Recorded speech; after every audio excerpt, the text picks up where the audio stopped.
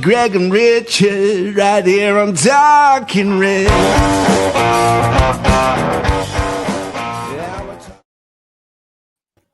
Hello and welcome to Talking Reds, a Nottingham Forest podcast. Forest win again to widen the gap. I'm your Talking Reds host, Greg Oram, along with my fellow Forest fanatic from across the Atlantic, Richard Spray. Gets to head it back across the face. Yes! And it's volleyed in by Milenkovic. He hits the derby, where's Garibaldi? Oh, Nicola, Nicola, Nicola, la, la, you won't get past that, big sad bastard, Nicola Milenkovic. 3 against 3, Elanga into the penalty area, shoots! Yes! From corner, 2-0, Anthony Elanga! Give me a winner from Sweden. He runs along the track, he makes the Forest fans sing. And Elanga's in again to the edge. Yes! Straight over Wolfenden's head, one ball down the middle, and Anthony Elanga onto it, running centrally from the edge of the penalty area, slots it past the goalkeeper, and Forest have got 3 at Ipswich. Give me a winner from Sweden. Anthony Elanga is our Swedish king. Gibbs-White and Jota, 2 against 1. Gibbs-White for Jota. Jota shoots. Yes! Score! Hey, Jack to Silver, hey, and Mister, down the way he goes. Twinkle toes the way he moves in fair. When Forest are winning every weekend, it kind of almost makes the intros kind of pick themselves, really, because it's always fantastic to listen back to the brilliant Colin Fray on commentary duty when Forest score a goal. The pitch in his voice is just perfect. So, Richard, I hope you enjoyed that one. Oh, how could you not? Yeah, it's just replete with joy. Yeah, it's fantastic. I love Steve Hodge so much. I mean, I loved him when he was a player, but I just every time he screams, I get goose pimples or goosebumps here in the US. But yeah, that was absolutely brilliant, man. Well done. Thank you very much. Right, you might be forgiven for just feeling a little bit nervous that an away day at Premier League strugglers Ipswich Town might just be the banana skin that Forest did not need, having clawed back to decent form in recent games at home. Having just squeezed a home win with a penalty and then needing more spot kicks to eliminate them in the FA Cup, we all expected this to be a tight affair. But in truth, it was anything but, as Forest comfortably ran out 4-2 winners with a scoreline that suggested it was a lot closer than it actually was.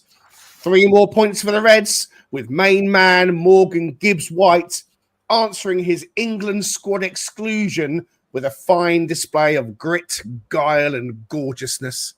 We'll discuss the England debacle a bit later on, but first, to help us dissect another win on the road, we welcome Raf, the random pundit, and back with us again, we're thrilled to have Tricky Tree Travels, Alan Merryweather.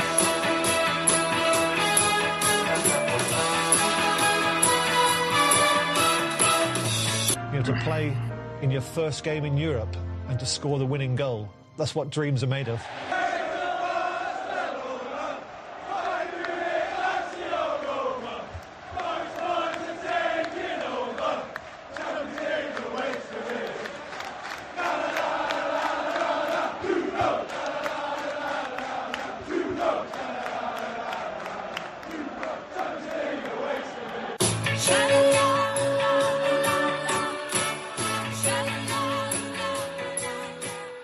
The dream could become a reality the more this season continues.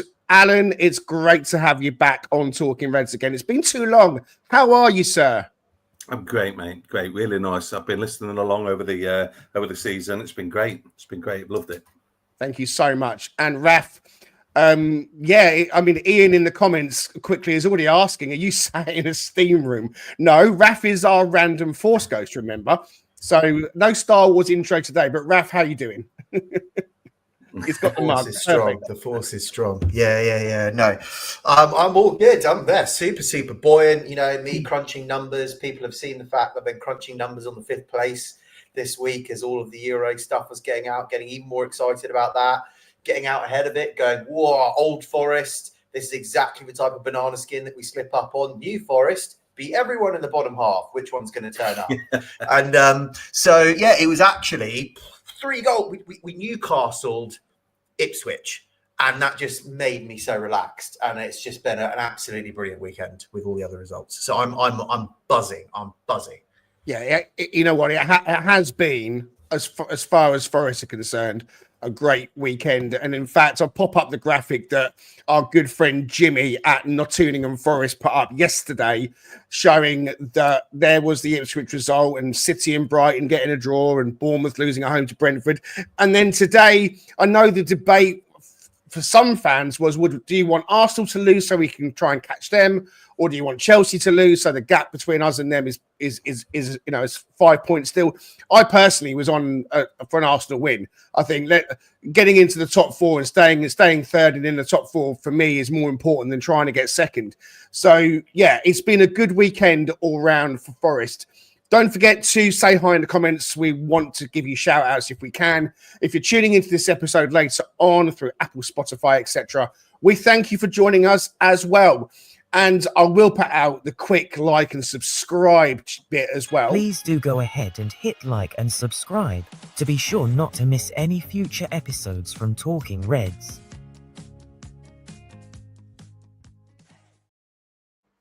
It's quite strange being a Forest fan, because you do have those memories where you just expect it to all unravel. But yesterday, Richard, when Forest kicked off against Ipswich, I was calm and relaxed. What were your general thoughts on that match? Weirdly, I was the opposite of what I probably should have been against Man City, given it was Man City. I was actually nervous. I felt like it'd just be like us to play up to the competition as we did against Man City and control so much of what was going on in that match, and then just to kind of play somewhat blasé and not really, locked in and so forth. And there were certainly intervals like that in the match, but unlike you, I was kind of nervous, because it just felt like, yeah, it's that deep-seated trauma that we all have as Forest fans that just continues to somewhat linger here and there. But it unfolded it beautifully. I mean, we were strike first, strike hard, no mercy, sir, for like about 15-minute stretch, especially within a 6 minutes span that just absolutely dominated them, and they had no response, and it was just beautiful to watch. But yeah, then the second half I was getting a little annoyed because it felt like we were being a bit too casual. But hey, great result in the end. Got what we needed to do, which was get those 3 points and get an away win and continue to march forward towards Europe. So, Alan, you, as sort of one of the organisers for Tricky Tree Travel, you go away from home pretty much every game, I think. But lately, you've been sort of a little bit injured. What have you done to yourself? I've just torn my meniscus. So I've been on crutches. Sounds painful. It's in your knee. It's just horrendous. It was quite funny because yesterday we had there was 2 of us. I'm pre-op and I've got one lad post-op. He had his operation on Thursday, I think it was, and we were chatting in the pub before, and he says, I don't think I should have come to this. And I was in agony. I was thinking, I didn't want to come to this. But, so you made it. You got on the coach and went to Ipswich on crutches with a torn meniscus. Was it worth it? Oh, mate, honestly, I love that. Do you know, I love going to watch Forest. The joy that it gives me. I think this last 3 years, we had a spell last season where it was, I wouldn't say it was a tough watch. I think it was almost like the crowd was divided. But what's great now is it's going back to, Cooper days to for want of a better word. You've got the crowd, you've got the players, you've got people online, everybody is shouting for, in the right, they're all heading in the right direction. We're all positive for once. I hate a divided fan base. Yeah, I agree. But it's funny when I think of you on your crutches going through the pain barrier to go and watch Forest, it reminds me of when Richard and I first set up Talking Reds, and we were putting together the questions for the lightning round for everybody. And one of the questions that I wanted that never made the final cut, because we kind of thought maybe it was a little bit too hard, was, what limb would you give up to see Forest win the Premier League? And I'd quite happily give up a finger. I mean, maybe even a hand, But, it's the pain barrier that we all perhaps have to live with. Maybe just the mental torture is enough. But enough of that. Raf, on the game yesterday, I know that Ipswich are a team that have good players, and if we're not careful against a team like that, and we're not on our game, then certainly they can hurt us. But Forest just cruised it, didn't they? I think we just took advantage of our opportunities and they didn't theirs, really, to be honest. But I think that is where you just see the difference between the two teams. They're just 2 years behind us. We've got players that have been now knocking around the Premier League, gaining experience for a season or two more than what are very talented young Ipswich players, especially their front line, right? And I think that just tells, and it's also the Premier League now. So knowing what you've got to do, which we're now part of the furniture in the Premier League, they are not. And don't forget that it's like back-to-back promotions, and they've bought in very wisely, I think, to make their club very sustainable and make sure the fact they don't see Division 1 ever again. They've just spent 30 million quid on new training facilities to bring those players through. They'll probably only lose to Lap. So they'll go down. They'll have a really healthy bank balance. They've done it in a more sensible way than Luton in the players they've actually invested in as well. And they have a really good chance at getting back up. And when they come back up with the same players, they'll be 2 years older or a year older, and they'll probably, hopefully, stay up again. So I think that was really the difference between the two. And that's 6 minutes. I mean, we saw the difference again. See, Newcastle did that to us. We had the experience to come back and the players to come back. We did it to them. It was our lapses of concentration where the 2 goals went in when we were 3 goals up both times. So, and I'll come on to why I actually think it's not a big problem for us going into. I'm not worried about 2 goals other than for my FPL, which was unbelievably frustrating. But other than that, I'm not worried about those 2 goals in. And beforehand, when we were leaking goals, and I was like, where's the basics gone? That's not a case in this game. And I can explain why later on. Want to say a proper good evening to Ian, who's in the comments. He's over in Canada. He said it's good to catch us live for once. Yep, thank you very much indeed for being with us. Brucey as well is joining in the chat. And Tim Easton says, what a result. Ipswich Town are not the worst team, but Anger was superb. We can do this. We can indeed. Richard, we spoke in the pre-match show about potential lineup and formation. And yeah, Nuno went unchanged as we all thought he might. Was that the right move for you? Definitely. And I thought they played their part well. Dominguez, I mean, he was still good, but he wasn't quite as good as he was the last match, I think. But he stayed disciplined, kept his that side of the pitch, tidy and out without a lot of stress coming from that side of it. Leif Davis had moments here and there, but for the most part, he didn't really do a ton.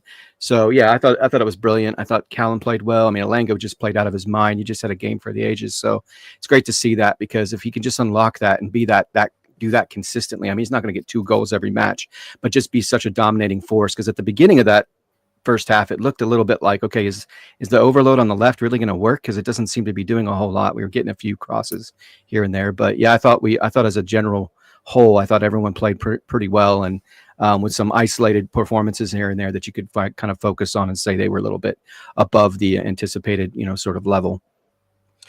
I mean, it's interesting when it comes to the setup in the last couple of games. To me, I think to anyone looking on, Nuno has clearly tweaked his front line. He's tweaking his tactics, and there's an evolving situation at play with Alanga clearly overloading on the left. He's not really playing as the out-and-out right-sided front player in that front line, as we can all see.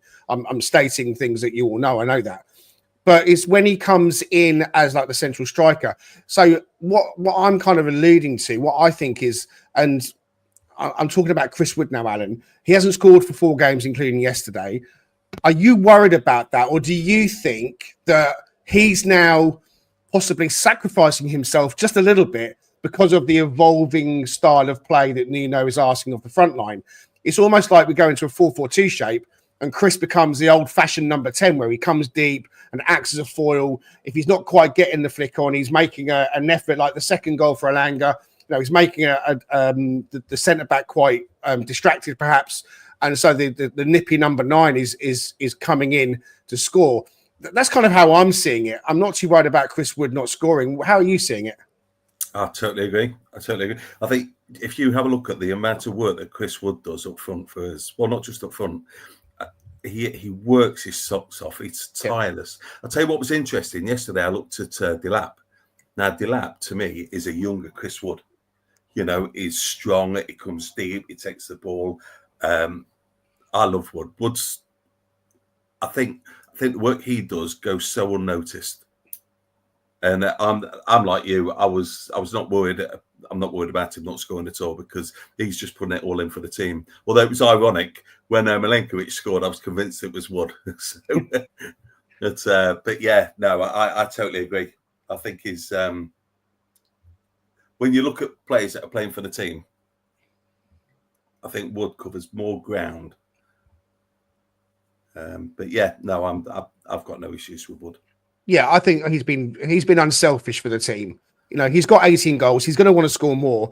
But when he's making those runs and occupying defenders, and you've got Callum scoring against Man City and Alanga, of course, yesterday with those two, and so on, then it's an unselfish centre forward for me that's really thinking of the team. Just sticking with you for the moment, Alan, before I go to Raf, on Milenkovic. So he scores that first goal. I mean, I know that you listen to the podcast and you probably heard us talk about him loads, but it's been a while since you were on. How have you enjoyed Milenkovic this season?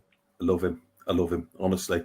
I love him. I love the song. I just love everything about him. And do you know the nice thing was it took him ages to get booked. I think it was 8-9 games before he got booked, which showed what kind of player he was. I think we always talk about the two boys in the middle, but look how he's brought Nico along as well. You know, I think the way he's given Nico that freedom, and Nico's just, I think he personally has been our signing of the season. I don't think anyone will dispute that. But well, I've called him Forest's best signing in 25 years because I think the impact that he's had on the club and the team this season has been immense. And you can go back and look at the stats episode. Was it 3-4 goals he's got this season? Four goals now. You know, so he's not just putting it in at the back. Yeah, he's.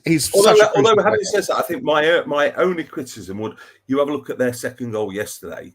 Was it Hurst that scored? Yeah, and at the back post, we had Jota marking him, where the two boys in the middle were a little bit Murillo and Milenkovic. They were standing next to each other on the front post with not a single Ipswich player within 10 yards. They just switched off a little bit, didn't they?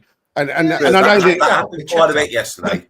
I think it's only because I thought Ipswich were really poor. I went down on the understanding that it was going to be a tough game. It was going to be like the cup game. Yeah, I thought I like Ipswich. I like the way they worked together, but they were shocking yesterday. I mean, they didn't.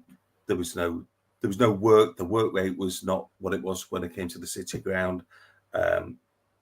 Passes going awry, easily caught out of possession, and then for us to give away 2 goals like that, I just thought we're sloppy. Yeah, I agree. I was actually really annoyed at us. I know that in the whole grand scheme of things, we won the game, we won it comfortably, but I was actually really annoyed with us conceding the 2 goals because I didn't like the fact we switched off. Because Ipswich, as you say, Alan, rightly so, were poor. But Raf, let's just kind of go over to the left-hand side. I know you want to talk about the overload. Tell us all about it and how it's working for Forest. Exactly, because it's something that I've been pointing out for the last couple of games, and we chat during games. But very quickly on those 2 goals that went in, you know, I always like a silver lining, right? So yes, it's annoying. Yes, it annoys my FPL team because that just threw away so many points. But if we're going in and not playing a league game for like 2.5 weeks, and we haven't got a game for for 2 weeks, basically, got some time off. I would rather that defensive line that's only just got back to being resolute have a really salty taste in their mouth going, that is annoying, and they train extra hard with zero complacency when they get back in on the pitch to eradicate it. Not we've just stuffed someone 4-0. This is absolutely brilliant, and they cruise back into training after spending about a week with their family. So I actually think it keeps them on their toes more. And we still bag the 3 points. So that's my silver lining on that. The overload on the left-hand side is really, really interesting. And it's not always the left. They do try it on the right as well, but it's happening on the left a little bit more. And I think that's because Nico, who I know Alanga scored 2 goals, but Nico was kind of my man of the match yesterday. Yeah, yesterday.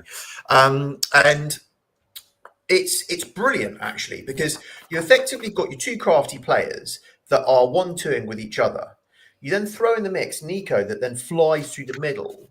So while they're trying to mark the other two, you then have a third player who then creates these triangles where they just pass one-touch passes, and they can actually move, something we've not been able to really do, up the pitch with short-range passes and move from our box all the way up to the other way box. Then when we get to the other box, Elliot Anderson fires in there because he's ridiculous in close quarters with the ball at his feet as well. And the four of them that have unbelievably brilliant ball control then just create this web of passing that completely confuses everyone, enough to hopefully create the space with Wood in the middle to then get the ball over and for him to then get a shot on goal, or it all breaks for Callum to then cut in and take a shot, or, it gets cut back. So it then offers up lots of different options. And Man City was struggling to deal with it. Ipswich genuinely couldn't deal with it.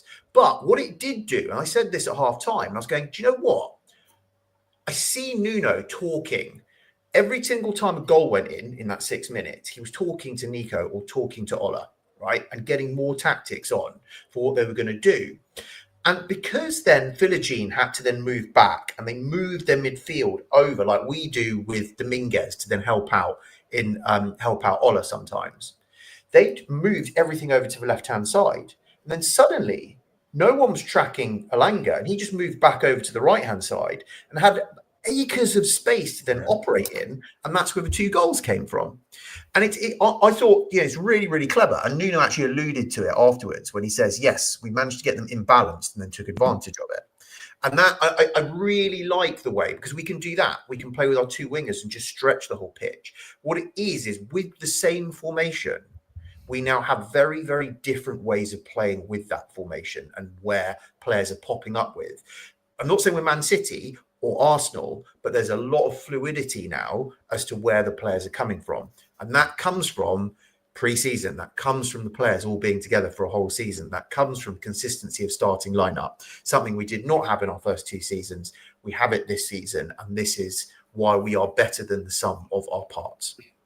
There's an interview doing around on social media that there's for Ola Aina. I can't remember where it is, but he was asked, what is it that's different this season between last year when we were struggling? And he said straight away, the manager having pre-season, getting his message across, knowing what he wants from us. That can't be understated how important that has been. Alan, you want to come in there? Yeah, just about to say, but if you remember when Nuno came in, he wanted to work with a small, strong squad. And if you have a look at the changes in the team, if you have a look, a lot of them players have played 20-odd games in the Premier League. I think we've got about 9 players that's played 20 plus games, and then Nico on 19 games. So you have a look. That team's picking itself. That's Nuno's comfortable with what he's got. That's how Fulham do so well. They're basically their back four is their back four that play every single time. And many of the teams that punch above their weight in this league is because they have a set 11 and everyone knows their jobs. One player that is so crucial to us, Richard, is your star boy, Morgan Gibbs-White. And in this new system, if you like, or this evolving set of Nuno's tactics, which we're all enjoying watching, we're seeing Morgan drop into that deeper 8 position, which we've talked about so much. And one thing, we're going to talk about England and that later on, but one thing that came up when Tuchel was asked about the Forest players yesterday or day before, whatever it was, he said, I see Morgan Gibbs-White as a 10 and I see Elliot Anderson. And I thought, how narrow-minded can you be to say that Morgan Gibbs-White is just a 10? And that's he's so much more than that, isn't he, Richard? He can play the 10, he can play the 8. He could probably play in goal if he wanted to, right? Exactly. Yeah, I think that's been one of the calling cards for the recruitment process, coupled with just what Nuno's been able to do. I think he's taken, again, I've got to go back and look at some previous matches with Wolves and, even when he had his short stint with Tottenham, but he's crafted this midfield to be such a dynamic force because it does have some I wouldn't call it deficiencies, but it doesn't follow sort of a normal structure, right? In terms of, oh, you've got a 6 and you've got an 8 and you've got a traditional 10. It tends to, as Raf talked about, he's setting it up pre-game with the understanding that he's going to create mismatches wherever he can. And he's setting it up in such a way where he knows I can continue to shift and alter the way that we're playing and the spaces that we occupy and the roles that these guys are going to have within game. And I think Fletch talked about that on Forest Focus. And I love that kind of approach because it creates a lot of discipline for the other team to constantly be having to look at that, study that, and figure out how they're going to address it. But it's like as soon as they think they've mastered where they're going to be set up, then they switch it again. And I think the thing that impressed me the most about him, and Raf's talked about this, and I don't want to take too much away from him because I know he's got a lot to say on this, but what I was impressed by Morgan is when he lost the ball, he got his ass back and he got the ball back. And it wasn't just, I got the ball back and now I'm going to let another guy pick it up and advance. He got it back and started to advance it. One of the things I thought was really interesting about the goal that Elanga scored, that second goal, was the fact that Morgan didn't get the ball off the player. And I'm trying to remember if it was Hutchinson or in Ciso. It was one of those guys. He just disrupted his movement enough to where he couldn't advance with a dribble.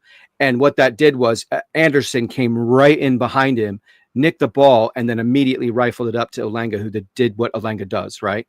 And it's just that kind of intelligence and that kind of ability to understand, like, I don't have to be the focal point from an offensive standpoint every moment.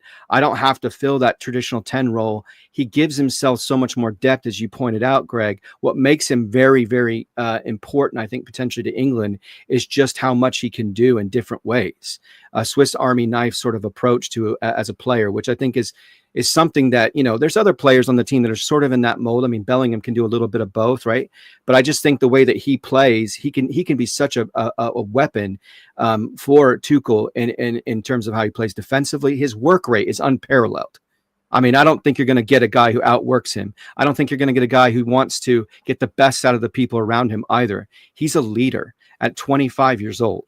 And so there's so much more to come from him. And that's the disappointing part of it. I know we'll get onto that. It's just the potential of what he could do for that England squad and what he already does for us. And he's just shown more this year, I think, in so many different ways, not just the goal scoring, assists. He's tracking towards those kind of numbers that he's had and a little bit better. It's what he's willing to do for the team to lead the team holistically in multitudinous ways. With Forest's style of allowing teams to have more of the ball, certainly the Man City's, Liverpool's, Arsenal's, etc., allowing them to have more of the ball and win the ball back on the edge of our penalty area and break and score. That's been tried and tested. And so I was kind of considering, well, look, when we come up against an Ipswich side where we are potentially going to have more of the ball than we usually do, what is Nuno going to do to try and provoke them into making a mistake? And so I think his use of Elanga on the overload and really kind of exposing the right-hand side and then kind of lulling Ipswich into a false sense of security that kind of side isn't being thought about by Forest is so clever, because in that moment when we scored our second goal, Elanga's first, and as you say, Morgan Gibbs-White is disrupting. Anderson is the one that's picking the ball up. It's a perfect Forest goal from this season. It's a counter-attacking move that has gone from the edge of our area, and it's down the right-hand side. And as Raf mentioned before, all of a sudden Elanga's back on the right, and they're thinking, "Holy shit, he's not supposed to be there. He's been playing on the left-hand side all day. Why is he there?" And I mean, the finish, Alan, was sumptuous to say the least. And Anti Elanga, his assist and goal contributions is actually really strong. He's back in the Sweden squad, having had to apologise for just kind of falling out with John Dahl Thomason a little bit and so on. Anthony Elanga, he was someone that we spoke about early in the season when Newcastle came in for him and offered a lot of money. And then we kind of thought, and I said, well, we should have probably taken it. And how wrong I feel now about that. What's your view on Anthony Elanga, Alan? I just think he's getting stronger and stronger. He's got confidence. He's playing every week. He's part of the front four that are, they're just on fire. Speed is always going to hurt attacking teams. So you have a look at his games. His 2 goals yesterday. Second one, speed, ball not through. as long as we can keep him fit, I think he'll be brilliant. I think, and he's a player that's got to be playing. Like, obviously, at the minute we seem to be resting Yates here. I think Alanga's got to be playing every week. He's a confidence player. Yeah, I think Alanga's got to be playing every week as well. Crypto says Alanga for Prime Minister. Not quite sure I'll go that far, but we certainly want him in our team. Big Arms with us. He says, pretty sure MGW could play the 6 as well. He's just too valuable as an 8 or a 10. He has, but that's where he has been playing the last 2 games. Yep. He's been playing. That is a great comment. That is. It's true though, isn't it? I mean, he has the attributes to do all of it, and you know, if he doesn't quite get the ball, he's going to go back and he's going to retrieve it. It was Rich and I would say he's basically turned into the quarterback. Well, that's right. We are used to an American football analogy on this show, guys, with Richard being the resident Yank. But it's time for a quick break. The Cheese Trader, based on Grape Lane in York, is a cheese lover's paradise. Home to some wonderful specialty cheeses, relishes and chutneys, and also with a fantastic street food menu. Try their loaded fries or posh cheese on toast. It'll be the best you've ever had. Owned by Forest fan Stu Freestone, the Cheese Trader proudly sponsors Talking Reds. Quote Talking Reds every time to get 10% off your order. The Cheese Trader and Talking Reds, the perfect cheesy mix. The perfect cheesy mix indeed. Right. Thank you very much, as ever, for the £2 donation from Wayway NFFC. First half, he says, was pretty much perfection. Mark, we agree with you as ever. All right. So 3-0 at halftime in cruise control, Raf. And we've had it this season at home to Southampton when 3-0 up at half-time became a very dodgy second half and backs against the wall. And it feels like we've learned from that. It feels like Forest have had to go through some hurdles this season, but they're a team that bounce back, as I've said time and time again, but there seems to be a team that learns from mistakes. Would you agree with that? Yes and no. Another goal came from the back post, which seems to be a recurring theme. So they don't learn everything. But what I would say is these 2 goals are not symptomatic of we were 3 goals up, and I actually genuinely think concentration waned. Yates was at fault initially for the first goal, even though he created the 4th goal from winning a 50-50 header and then a first time absolutely amazing progressive pass with Taiwo doing some amazing work in between. But Koyuste's, is that the name of the chap, turn and instant hit into the top bin, like great finish, absolute worldy. Like it just, again, that mistake off of Yates wouldn't ordinarily cost a goal. It was a worldy goal that came off the back of it, and you just got to just bow and just go, do you know what, fair play, good lad. And the second goal, I think we'd have switched off because it was so late in the game. We had our 3 goals back again and everyone relaxed again. And then everyone was just ball watching as the ball came over onto the back stick. So I'm not too worried about it, but I do really think that there is a valuable lesson if we are going to be learning, again, about switching on for all 100 minutes, given all games seem to have 10 minutes extra time at the end of it, or injury time. And it's about really concentrating to the last few seconds in a game. And that's the learn point off of this when we really are at crunch time. So yeah, I wasn't too distraught. I'm not, again, blaming everyone. Yates was a bit too casual. The defenders were ball watching on the second one. But at the end of the day, I'm not going to read too much into it. Jota's become the super sub, Richard, hasn't he? We've spoken about him a lot because he's come into the club. He's a little ferret, a little Jack Russell. And, you know, was that 2 or 3 game spell when Anthony Alanga wasn't performing at his best and Jota, rightly so, got a chance to start. It almost as if that fired Anthony up, because when he came off the bench against Villa, of course, we know what happened and so on. But yeah, it certainly feels like, as Alan was touching on earlier, Nuno likes a small squad. I think I mentioned in the pre-show that it feels like he's going to use no more than 15 players for the rest of the season. You know, your players off the bench are going to be your Danilos, your Jotas, and maybe your Sangare, who's really fallen down the pecking order. But Jota Silva coming off the bench, And he took that goal great, didn't he? I mean, He did. showed when he played for Vitória Guimarães in the Portuguese league. He scored a lot of goals for them. So he's an asset, isn't he? I think so, and I think as you said, his role's been carved out now. So there's not this sort of, is he a starter? Is he not a starter? I think what he does off the bench is, Dan likes to kind of say, he just offers a little bit of chaos at the tail end of the match where things are sort of winding down, and so he kind of creates problems for the opposition because they're just not expecting that kind of frenetic sort of pace and the way that he operates. But in this game, he actually seemed pretty controlled. He didn't come on and do the usual I'm going to try to get them to kick the ball out, or I'm going to try to get them to engage me physically, and I'm going to throw myself to the ground and win a foul, or do something of that nature, or do something stupid and create a give away a cheap foul and put them in a position to get a free kick and so forth. He looks pretty controlled, and I thought the exchange between him and Gibbs-White was just beautiful. I mean, as Raf summed it up, I mean, he just talked about the build up to that and who was involved in that, and he one-timed it basically. He didn't give himself a whole lot of time to think. He just took it and finished it well. And I think that was something that we saw from Malanga as well yesterday,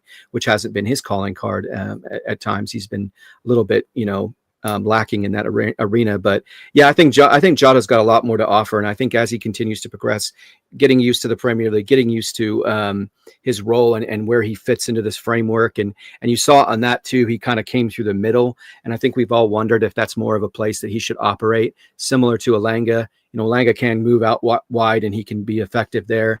But just that ability to roam a little bit and have a little bit more freedom to kind of choose where he's going to try to attack is a little bit more, I think, within his wheelhouse. And so it's good that he's kind of getting that flexibility and that autonomy to do that. And he certainly rewarded us yesterday with a brilliant goal at the end of the match, a critical goal too, because it did feel like after they got that first goal, okay, we really need to lock back in here. We need to re-engage and we need to score again, because if we don't, this could become very uncomfortable, like it was against Southampton, against a better side than Southampton. So it was brilliant that he did that. I mean, they just took advantage of their opportunity and put it home, and then put us in a better position, in a more comfortable position to close it out. Yeah, that's New Forest. That's New Forest, not crumbling, panicking. Yeah, Morgan, who's been playing so deep, obviously when the substitutions occurred, he's now kind of gone back up into his more forward position, and so you see the benefit of him being there because he lays off a beautiful assist for Jota to score the goal. Alan, you were at the match, obviously on your crutches. The travelling Forest fans are they're just on another level. I think you can hear them; they're amazing. So, anything else you want to say on the game, and anything else you want to say about those fantastic fans? Well, the fans are incredible. Fans are incredible. I mean, I think one of the things I would like to say, Ipswich Town's ground is, I love old grounds. Yeah. Why have they put them safe standing poles in? You cannot move, honestly. Listen, I'm a chunky lad. The seats are that wide. You've got that much space in front of you. They put the safe seating thing all over. They've got to think about these things. Anyway, what I did want to say about the game, that's my thing on the ground. Jota, I love Jota. I think he's great. I just wish he'd stay on his feet. Goes down like he's been shot too much, doesn't he? Yeah, and the problem is we don't get. He's not a Yates. So Yates is one of the top 5 most fouled people in the Prem. He's probably gone down a little bit now. Big time, doesn't he? But Jota just doesn't do that for us. What tends to happen with Jota goes down like a shot lamb, and then that's my only criticism of him. I think he comes on and he offers us so much more. If he stayed on his feet, if he loses the ball, there's no problem. He'll hassle back. But when he's on his arse, it breaks me. That's the only thing that I'd love to see change from him. Yeah, I think, as Richard said, he kind of did rein that in a little bit yesterday when he came on, and maybe they've had a word with him. It takes a while to adjust, certain players. He doesn't win free kicks. That's the thing. Yeah, he just goes down. He doesn't win a free kick. He got us out of jail with our backs. He's dramatic, isn't he? He goes down like he's been shot and gets a free kick. He throws the head back. Free kicks. He got the penalty against Ipswich in the home game, I suppose. So yeah. Raf, anything else you want to say before we move on the game? No, not really. Job done. Other results were absolutely cracking around us. Indeed. We've now got a buffer of 4 points, so it allows one slip up, right, and no harm, no foul. But if we can just keep notching, like Man U next up in the league after the cup, win, and we've got at least 4 points still over everyone behind us, and we can just keep that buffer and just keep the one performance in the locker for when we need it and we have a bit of an off day. It's actually worryingly slightly comfortable compared to what I thought it would be at this stage of the season. Forest in third on 54. Chelsea also on 29 games like us on 49. So it's 4 points, I beg your pardon, 5 points to Chelsea at the moment. Then Man City on 29 games, 48. It's Newcastle in sixth, who have got a game in hand. Now, if they win that game, then there will be, as you say, the 4 point gap to them. But they've got to win that game yet. You know, we've got a better goal difference than them. And exactly, they've got to win that. That was the annoying thing about the 2 goals yesterday as well. I will say it. Congratulations to Newcastle. They've just won the Carabao Cup. Yeah, fair enough. Dan Burn, I am so made up for you. It's absolutely what a week Dan Burn is having, basically. I'm so pleased for him. Yeah, bar humbug. I'm not quite as made up for him as you are. Good luck to him. I'm pleased he won today, but we're going to talk about the England squad now. So go on, Adam. One other thing. If you have a look at our points tally, this season, it's 28 points at home, 26 away. That's amazing, phenomenal. That's phenomenal from where we've come from. Oh, it's unbelievable. It's consistent. It's a consistent set of results. And we look comfortable every time. For the season. That is the word that epitomizes this whole season is consistency. Yeah. Indeed. Okay, right. We are going to talk about the England debacle. And there's the picture of the weekend. I mean, that picture there on screen is of Morgan to me, it's almost like someone funny when he did that. Someone from the crowd shouted out, Morgan, what happened with England? And he's like going, fucked if I know. So, you know. That was funny. I expected him to be in. For me, he wasn't just like a maybe. He was a shoo-in. I was making calls for Callum Hudson-Odoi, Richard, as well. That doesn't feel like that's going to happen because, you know, if I was Callum, I would seriously now be looking to switch to Ghana. I think, sod you, I'm going to go and play for Ghana. I know that Elliot Anderson is going to play for England. He's going to be selected. He's in the under-21, so I can kind of understand that he's still being called up to work with the under-21, so I can kind of understand that one. And I know people have talked about Ryan Yates as well. I don't see that happening. I'd love it to happen. But really, I want to kind of get into it about Morgan Gibbs-White. I mean, when you see the likes of Jordan Henderson getting called up. Now, look, Morgan Gibbs-White and Jordan Henderson traditionally are not the same type of player. And Tuchel's talking about Morgan being a 10. So, therefore, he's putting him in against other 10s like Jude Bellingham and Cole Palmer, etc. But we've talked about how versatile Morgan Gibbs-White is and the kind of role he can do for the team. So just on a scale of 1 to 10, how baffled are you that Morgan Gibbs-White is not in that England squad? 12. It's just like, it's just, well, and I think the thing that's beneficial about him as well, beyond just his skill set and, as you pointed out, his versatility, he's going to make them play better, because if they don't, he's going to outperform them.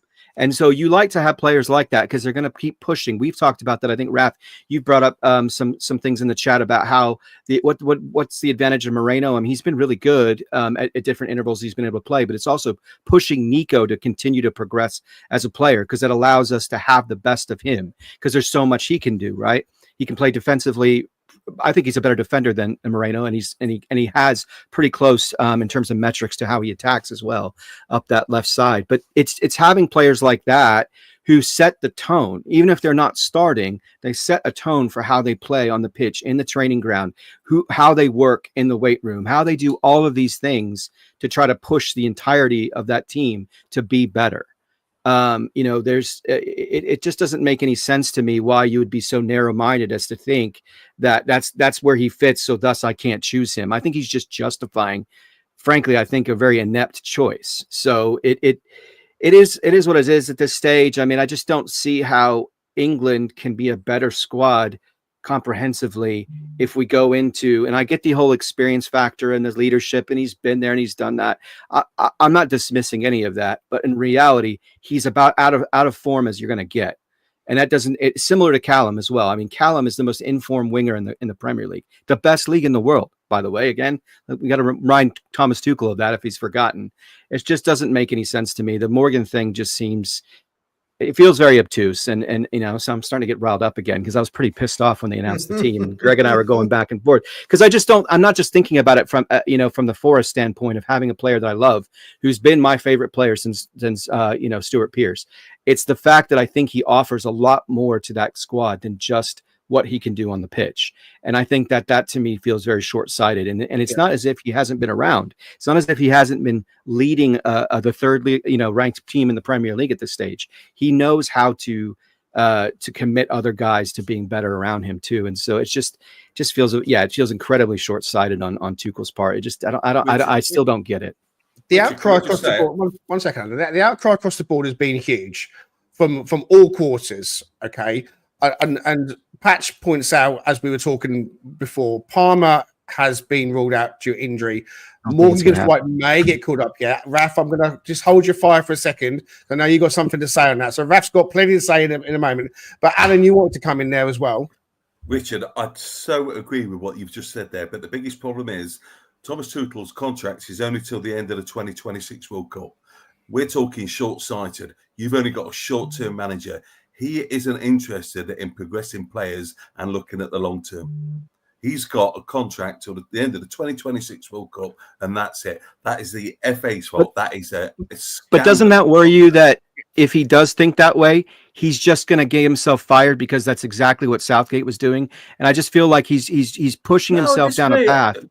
I just feel like he's sticking with players because of reputation beyond you know, capability, talent, and quality. It just feels like, I get what you're saying. It's just, it seems like we've seen that movie before, and now it's just going to play out the same way. If he continues to do his remit is one thing. Yeah. I mean, look, if Tuchel wins the World Cup for England, then he's done his job. Sure. If he thinks winning the World Cup for England means I've got to pick Jordan Henderson, to me that's baffling. You know, especially and Reece James coming back in. I'm not saying Reece James is not a good player. Reece James obviously is a good player, but he's been injury prone. He's been so injured. Has he done enough to get back? He's been playing midfield for Chelsea. Raf, you can answer that as well. You'll know more about that because you do see Chelsea a little bit. You know, Quansah coming in, he's a bench player for Liverpool instead of the likes of Branthwaite. Dan Burn, look, I'm sorry, lovely guy. I'm pleased for him to get a call up, but he's not England quality. I'm sorry, but he's not England quality. If we're looking at chuffing Dan Burn, and I'm sorry.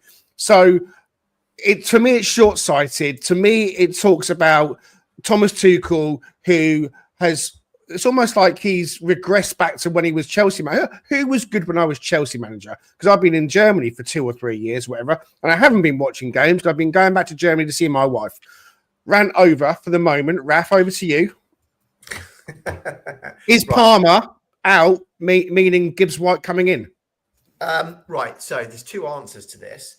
If you had a logical brain on you and you were using form, and there's 2 ways you can be immediate form and kind of medium to long-term form, then the answer would be it is a slam dunk. It's Morgan Gibbs-White.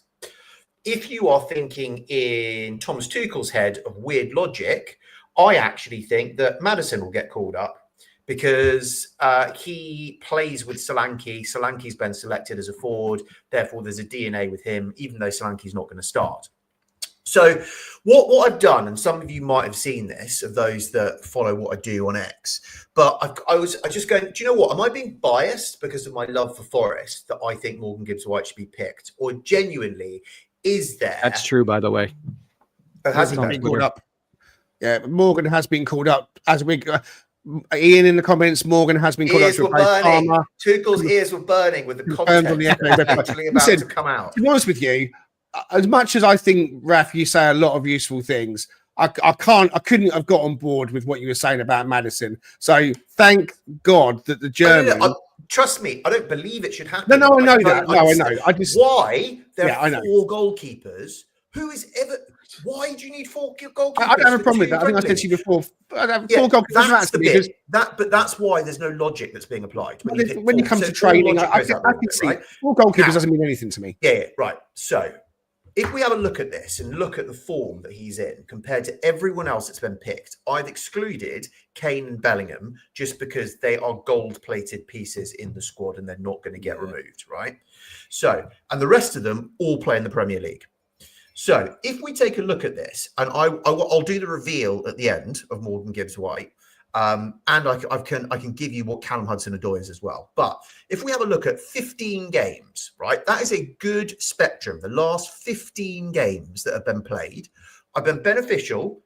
If the player's been injured, I've excluded those games from the count as well, right? So it's all in favour of the players to be as best as they can. And then short term, how many have they got in 6? And these are all goal involvements, okay? So everything's a goal involvement. Solanke's got 9 and 3 in 6. Although he's just come back from injury. Bowen's got 9, 3 in 6 as well. Gordon's got 9, right? He's got 1 in 6, and that's not including his banned games either. Foden's got 9, 0 in 6. Palmer's got 7, 1 in 6, and is the most out-of-form player I've seen in a while, missing open goals. Rodgers has got 6 and 1 in the last 6. Eze's got 6 and 1 in the last 6. And Rashford's got 3. But 3 in the last 6. So actually, weirdly, Rashford in the short term is one of the most in form of the players that have been picked. Now, the reveal. What's Morgan Gibbs-White got? The official club website's wrong, and their tweets are wrong. It's not 11, it's 13. He's got 13 in the last 15 games, and he's got 6 in 6. Right. So whichever measure you want to use, 15 games, 6 games, he is head and shoulders better than every either attacking midfielder or forward that has been picked. Like head and shoulders. Callum, just for reference though, has got 5 in 15 and 2 in 6. So actually, when you use this type of metric, other than Rashford, we talked about Rashford, everyone else does have more than him, although his current form is a little bit better, but not much. But it's what he offers other than those metrics, this ball carrying of capabilities, he never loses the ball, etc. So that's a bit of context to why I wasn't, and we're all going bonkers of why he wasn't being picked. Quite rightly we are, because when you just look at any normal, rational way of picking a player for England, and that's all the attacking bits. We've talked about the fact he can tackle better than anyone on that list that I've just read out as well, right? He's got a better engine on him than anyone else on that list that I've just read out as well. So the whole thing for me, that's why I was just going, do you know what? I'm not just going to be blah. It was just totally illogical. It was, and he has now been called up. So if you're listening in and watching along and haven't caught the news, Cole Palmer out with injury, confirmed by the FA. Morgan Gibbs-White has been called in to the England squad for the next set of fixtures. What annoyed me the most was Forest third in the Premier League, you know, and not just third for a day, but third for weeks now, and really like having the season of seasons with everyone really performing. I just felt, Richard, like it was a bit of a snub. I just felt a bit snubbed, actually. I thought, F off. I mean, I was that annoyed that I was like, I see it. I'm not watching bloody England under this manager, and more expletives and more inappropriate things come out of my mouth than you can imagine. But look, the call has been answered. He's in the squad. We just want to see him on a pitch now, right, Rich? Absolutely. Yeah, I want to see what he can do. I think he's progressed as a player, and I just think there's a lot that he can do in this, in this kind of environment. And I think that, as I said, I think that extends beyond just how he plays with, between the white lines. I think he's got a lot more to offer. And as Raf said, I think there's just a great sort of opportunity for him to set a tone in that squad, and as well as get the benefit of training with some of the best players in the world. So, I mean, there's a lot of value there, and it's I know we talked about resting him, avoiding injury, things of that nature, but for his own personal benefit and rewarding the kind of player he's been for us since he came into the Premier League, that to me is also important. Yeah, absolutely. I mean, there's no question. Indeed. Right. Okay. We're just about out of time. Alan, it's been amazing to have you with us again. And you even put on one of your Forest shirts just for me, because you got the old bag. I said, no, you know what? Actually, in all my collection, I don't have any of the older shirts with the the original crest on. So I need to invest. But anything you want to say to round things off for us tonight, Alan? I'd just like to, I've kept out of the England debate to a certain extent. But what I will say is I heard something on TalkSport the other day that he brought in Walker and Henderson for a little bit of experience, for a little bit of a mouth in the dressing room. I get that, but then surely, where's Kane? Where's because you look at Bellingham's a mouth. You know, these guys are they're at the top of the game. Put them out to grass, start again. But I think. Whenever we've got a short contract, like till the end of 2026, I think we just had a struggle. Well, we have to see what happens and see what he does. It doesn't. And don't forget, it's only the first. You know, the first. Yeah, but if he's only got limited time, then he almost thinks if he's brought Henderson back in for this squad, he ain't going to drop him out the next one, is he? He's here. He's here to stay. To me. He's brought him in to play Gedlin and Arnold Town. That's it. You know, when you look at Latvia and Albania, you know, they're not too I know, but top form teams. But I know, but you want your best squad, your best players. That's what I'm saying. I know. They're not. Those two players are not needed for that. No. But yes, I've loved being on. I love listening to the pod, and you get some great guests, and I love it. I think you're doing great. Keep going. Thank you so much. Not sure about your music. Your music. Well, you know, we're different, Al. We're different. We like to have a little bit of an love you, Greg. I remember you many years ago as a DJ. Yeah, Alan came to see me in my place of work with well, we know what your place of work was, Greg. So now I'm looking at Alan in a completely different light. Yeah, he's to London. He's come in. I'll get him in for free. Yeah, Greg, can you get me in? Yeah, no problem, mate. I'll get you in. But no, Al, we'll have you back on again, hopefully very soon. Pleasure to see you again. A very old friend of mine and a great friend. Raf, anything you want to say before we go? Yeah, very, very quickly. Again, my very positive. I genuinely think this season all the stars are aligning. Okay. And it just seems like destiny. If we have a look at what's happened, we've basically been injury free with the exception of Danilo and Sangare right at the beginning of the season. But that in itself is part of some serious dovetailing of fortune. If Danilo hadn't got injured, Anderson would have probably never started, or at least had a run of starting, which then massively accelerated his development, turning into one of the most important players. Danilo's now accelerated coming back to be able to load share because Anderson's played way more first-team football in one season than he's ever had in his entire life and probably needs rotating. We talked about Moreno, who started and pushed Nico even further, and now Nico is basically player of the match most games. It's absolutely unbelievable. Wood, unbelievably consistently scoring when no one was doing anything behind him, basically. And as soon as Wood has stopped scoring, everyone behind, and there might be tactical reasons like we talked about, but everyone behind him is now chipping in with goals. So they're dovetailing at the right time with goals coming in. And all I'm saying now is if you want to visualize this, that win that we got, that is one finger on a Champions League ticket. Okay. And all we need is one hand fully grasped on it. Every win is another digit, right? And we've got one digit on there. That's what we need. And then we're done. Indeed. My dad's in the comments. I won't put up one of his comments because we want to try and make sure that we keep the language quite fresh. But my dad's in the comments. Good to see you, Dad. Yeah, my dad's saying that the FA shouldn't have employed a German to manage England or not a non-English person for me. Right. Anyone who's not English, I think it's wrong. I agree with that. I think the England manager should be English. I think that's how it should be. I think that should be the rule, but that's besides the point. Thanks for being with us, Dad. You're an absolute legend, as you know. Richard, over to you to say goodbye. Yeah, not much to say. Just happy to share the airwaves again, as always, and especially to see Alan again, who's literally one of the greatest human beings alive. So we appreciate him and appreciate his presence. And yeah, that is a damn fine looking shirt he's got on. So we've got to, all the money we're spending, Greg, we really have a gap there, don't we?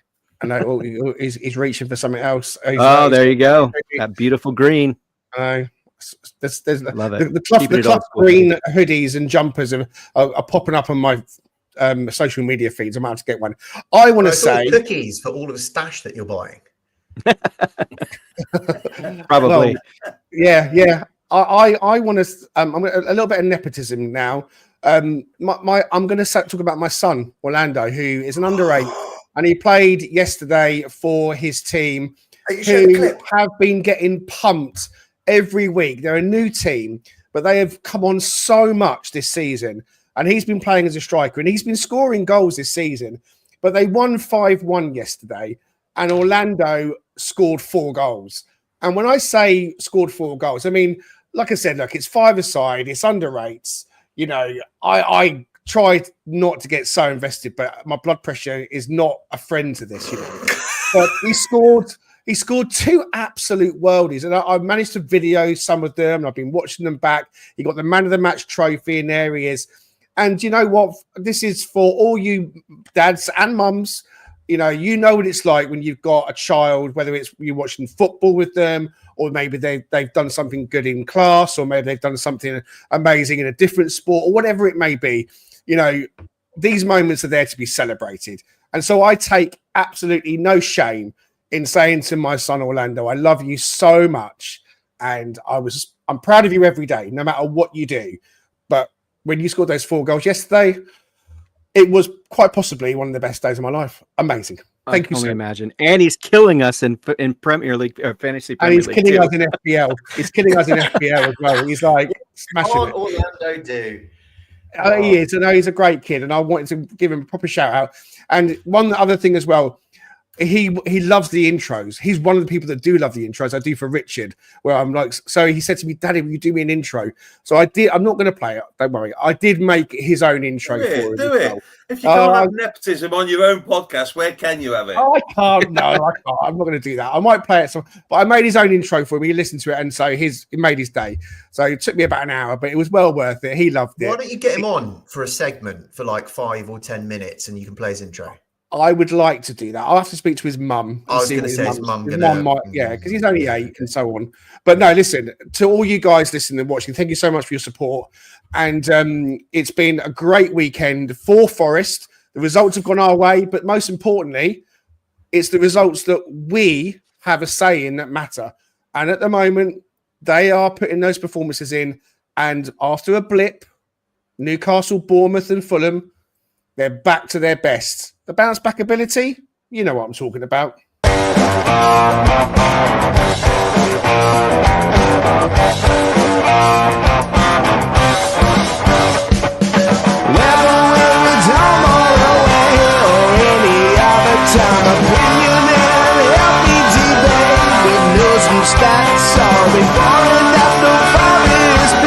Come join Greg and Rich.